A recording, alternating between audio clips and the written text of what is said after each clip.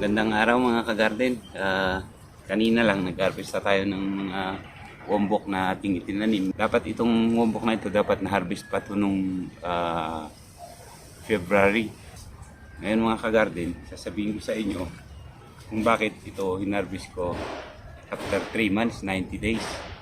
Masyadong tipid ang nangyari sa pagdidilig ko dito ng tubig. Kaya yun, na-delay ang kanyang paglaki. Tapos naabutan na tayo ng ng time na namulaklak na siya. May bulaklak na. Kung sa market ito mga ka-garden, hindi na ito pwedeng ibenta. Kasi ang tawag dito ay reject. Ito na yung mga reject na Ito, pwede pang itong ibenta kasi ito, mga nagtitimbang ito ng siguro nasa kalahati o kulang ng kalahati or mga sobra, 3/4 ganun. Kasi dapat ang timbang dapat ng isa nito nasa mga 1 kilo.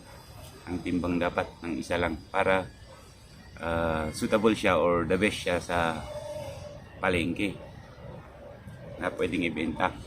Pwede namang ipamigay. Pamigay sa kapitbahay. Kasi shadow namang madami yung tinanim ko. Kaya ito mga ka-garden, napakita ko lang ito. Kulang ang tubig na aking ginamit. Kaya ito, namulaklak siya. Iniisip kong iluto kaso naisip ko, pabayaan ko na lang para yung mga bulaklak niya maging magkaroon siya ng mga buto para pwedeng itanim ulit. Ito mga ka-garden. Ganito ang mangyayari pag ang wombok na itinanim mo ay yun, may dumadabo pang mga honeybee. Ganito ang mangyayari mga ka-garden pag yung wombok na itatanim mo ay kulang sa tubig. Within 60 days dapat lumaki, magbuo dapat siya para pwedeng ibenta. Kasi pag within 60 days hindi bumuo, ang mangyayari dito mga ka-garden, magbubulaklak siya.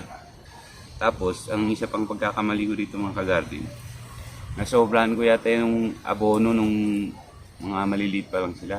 Kaya, pagka kasi maliliit, tas nasobrahan mo yung abono. Ang abono na nilagay ko dito mga ka-garden ay yung urea. Nasobrahan ko yata yung nilagay ko kaya parang nabansot sila.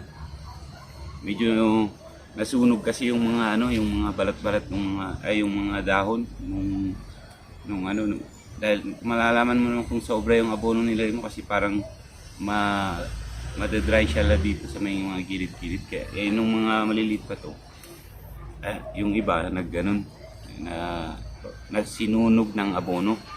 Yun ang pangalawang cause kung bakit na-delay ang nila, na sobrahan sa abono.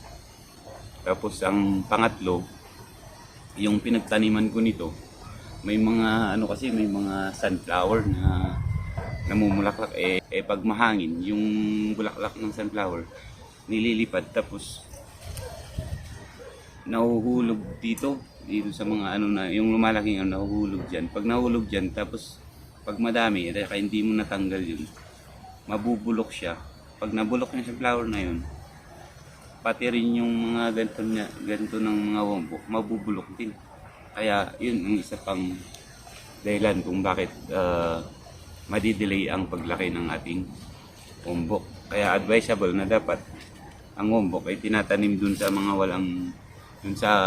hindi kagaya dito sa amin na bangin. Andun sa taas yung sunflower, tapos nahuhulog dito sa baba, tumatama yung dun sa wombok. Kaya dapat lagyan dapat ng net o kung parang greenhouse para hindi malagyan ng mga kung ano-ano yung loob ng ating wombok. Yung sa pagdidilig, dapat ito, wag lang gumamit dapat ng spray lang na pandilig. Ang dapat gamitin talaga ay kung may hose, i-hose mo. Tapos, ayun, sabi ko nga, diligan ang pagdidilig dito, ididilig mo dito. Huwag dito kasi pag dito, nasisira nga yung pag kumbaga ito, malakas ang pressure ng tubig. Tumatama dito sa nasisira nasisira yung ano dito, hindi maganda ang tubo sa loob, kaya hindi bibilog itong ano natin, yung wombok natin. Pero kahit ganun mga ka-garden, kahit na sa tinanim ko siguro na, ang tinanim ko nasa ano yan, nasa 150 na piraso na ganito. 150. Ang pwede lang kainin, pero kahit na ganito, ito, para sa akin, ito, reject na ito. Pero pwede pa itong kainin, pwedeng ulamin. Kasi pang bahay-bahay lang o pamigay dyan sa mga kapitbahay. Tapos, ang naging ganito, nasa ano lang siguro, nasa 100. Yung natitirang 50, namulaklak siya. Wala na ito, reject. Pero napapakinabangan pa ito. Pwede pa itong gawing similya. Ano, sa susunod na magtatanim, pwede pang itanim yung mga bunga nito. At saka doon kasi sa instruction nung itinanim ko na variety ng wombok na to, ang sabi dapat itanim ito sa July or August, within July or August. Sabi ko nga, tinanim ko ito ng summer, kaya ayun, pero pwede pa rin naman siya.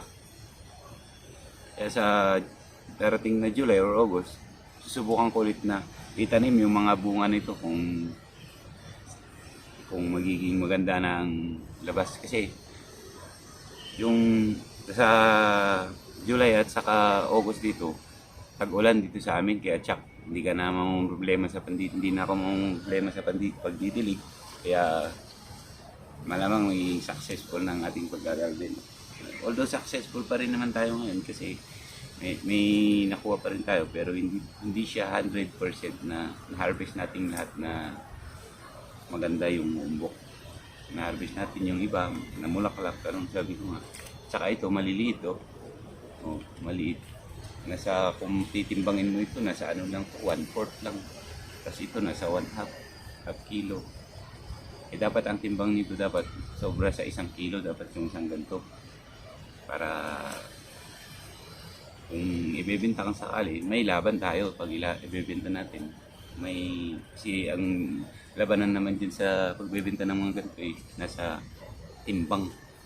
Kaya pero dahil nga ito sa akin, yung mga backyard gardening lang, okay na ito. Para sa akin, satisfied. Kaya kung kayo mga ka-garden, kung may advice kayo or kung may suggestion kayo para sa susunod na gagawin ko, kung paano tayo magtatanim ng successful na pagtatanim ng wombok, paki-comment lang po dyan sa baba para sa susunod nating pagtatanim ay magagawa natin. Sa shoutout para salamat po pala sa mga nagsusubscribe sa mga nanonood ng video ko. Paki-like po yung mga video ko. Malaking tulong po sa akin yung pag-subscribe at pag-like nyo para naman po dumami ang subscriber ko. Ayun po, marami pa po tayong itatanim. Next week po magtatanim po tayo ng iceberg, lettuce iceberg, at saka lettuce na yung madahon. Ganun po mga ka-garden. Tsaka magtatanim rin tayo ng beans tsaka pipino. Susubukan na. Yung beans, nagtanim na ako noon ng beans. Maganda naman siya. Yung pipino, hindi ko pa nasusubukan kung pwede dito sa aming lugar. Pero susubukan natin. Papakita ko po sa inyo sa mga susunod na video ko kung ano ang may kakalabasan ng ating mga itatanim. Samahan niyo lang po ako dito sa ating munting garden para papakita ko kung paano gawin ang pagtatanim ng mga vegetable tsaka yung mga ibang mga bulaklak po. Sa ngayon mga ka-garden, ito lang pong unang may papakita ko sa inyo, at salamat po sa panonood. Please subscribe po at mag-like po sa aking channel, at hit that notification bell po para ma-notify kayo kung may mga susunod akong video na ilalabas mga kagarden. Eh, paano mga kagarden? Paalam muna sa inyo. Salamat.